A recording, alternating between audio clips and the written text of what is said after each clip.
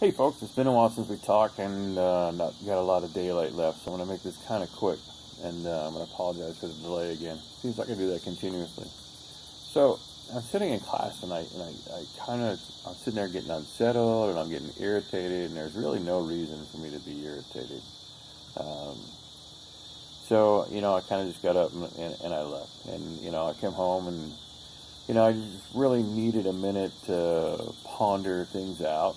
And I played with the dog a little bit, and it's such a joy to watch her play keep away. She doesn't have the concept of fetch whatsoever. She's just keep away, so which is kind of cool. I mean, she gets her exercise and she enjoys it, and I enjoy watching her.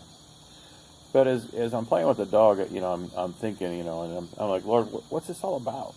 And I just realized that I've been chasing other people's stuff, and I tend to stop and I'll ask God and then I'll move on instead of waiting for His answer.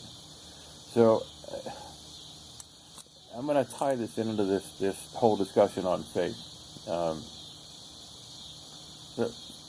Basically, the quickest way to wreck your faith is to be disobedient. And that's to get ahead of God. You ask Him, Lord, what do I do? And then you jump ahead instead of waiting for the answer.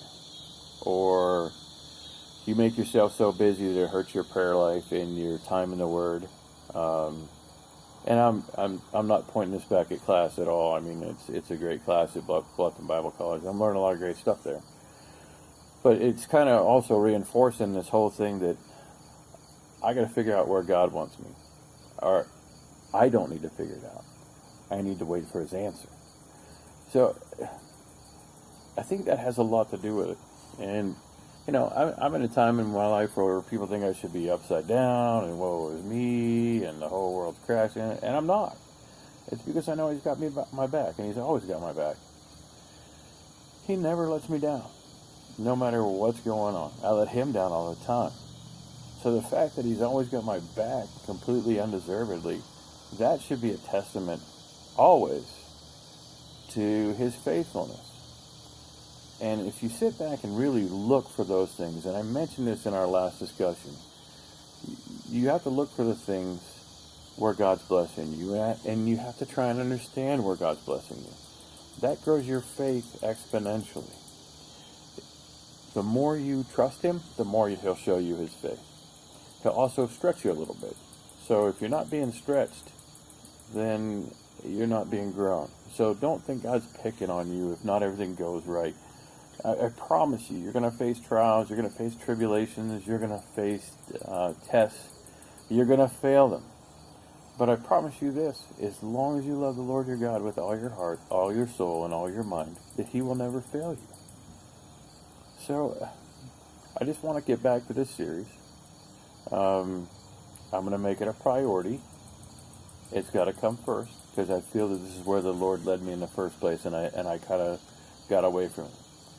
The best way to increase your faith is to look for God in everything. And when you put your hand to the plow, put it there and leave it there. The Bible speaks very specifically about putting your hand to the plow and then taking it back. God's also shown grace. I mean, if you read through the Old Testament, the amount of times that God showed grace. There were times of punishment. There were times of tribulation.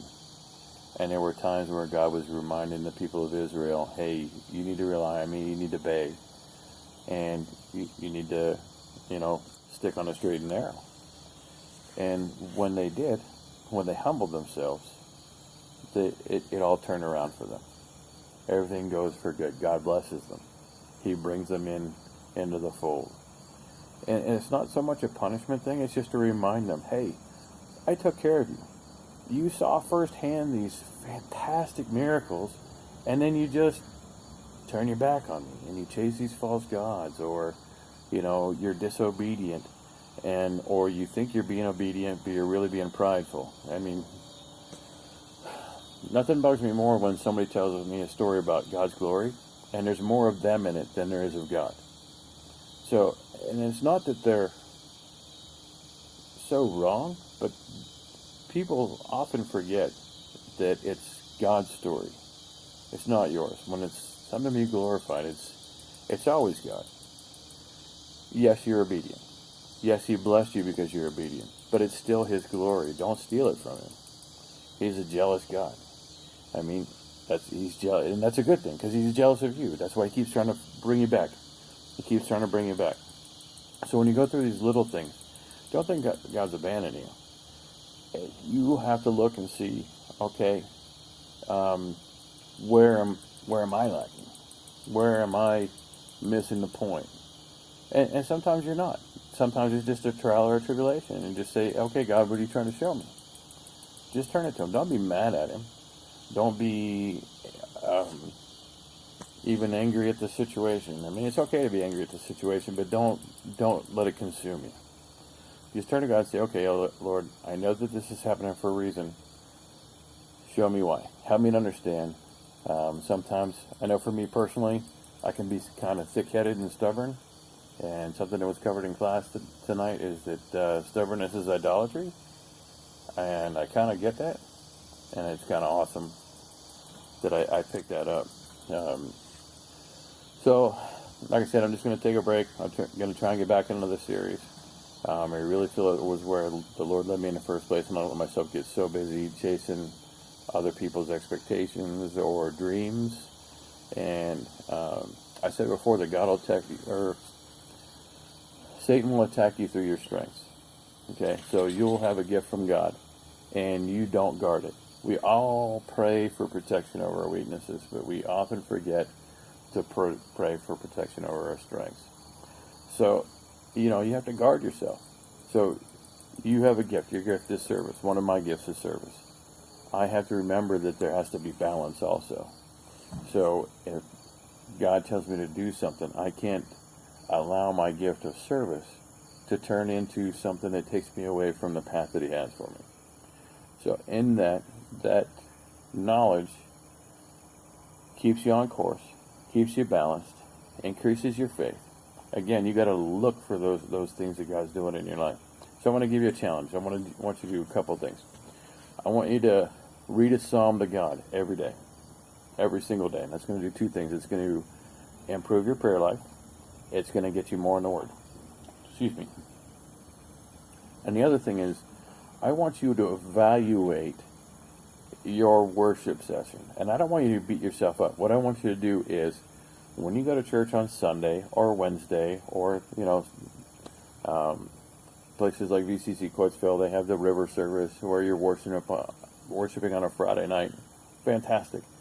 Anytime that you get in that corporate worship, or even when you're one-on-one with God in the car, in the kitchen, in the shower, wherever, I want you to evaluate the words that you're singing. So as you're singing these words, are you just singing them? Or you think of them as a prayer? And I promise you that if you get in your Word every day, you pray every day, so reading that Psalm to God puts you on that track. And I want you to do this for 2 weeks. And then when you worship, think of every word that comes out of your mouth as a prayer. And each word, think of the meanings of these songs. Don't just sing them. They got catchy rhythms, they got catchy beats. Hey, I'm down with it. I like to dance along. I like to sing. But at the same time, I just need to take a step back and say, okay, Lord, this is for you. It isn't for me. I love doing it. I love the music. But at the same time, I just want to kind of just understand the words that are coming out to my mouth and making them honor to you. So feel free to leave comments below, positive, negative, whatever. We're open. But don't be a troll. Some of you know who you are. And love you anyways. And anyways, I'll be back to you shortly with another session. I'm going to take some time and pray and see what the Lord wants this next session to be about. Peace out, buddies.